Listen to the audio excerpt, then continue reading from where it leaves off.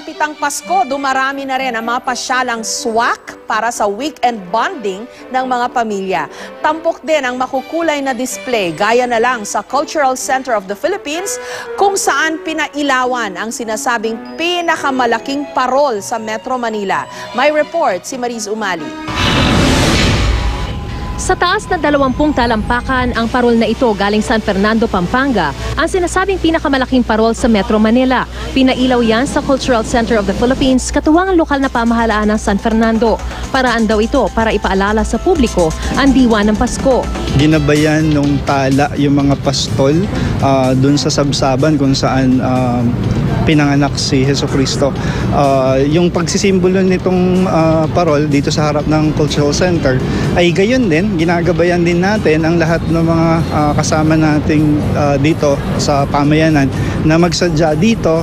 With this giant lantern, we share with you not only the artistry and genius of the Kapampangans, but also our message of resiliency and hope for every Filipino. Pagdating sa malalaki at bonggang atraksyon, magpapahuli ba dyan ang San Fernando?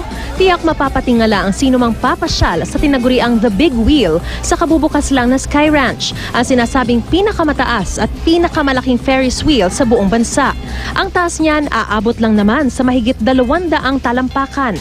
Sa halagang 150 pesos, makakasakay ka na sa gondola na katulad nito. At sa loob lamang ng 10 minuto ay magkakaroon ka ng pagkakataon na makita yung napakagandang Pampanga Horizon. Every time we have a new venue, we try to give something more to our customers. This is the perfect venue for them.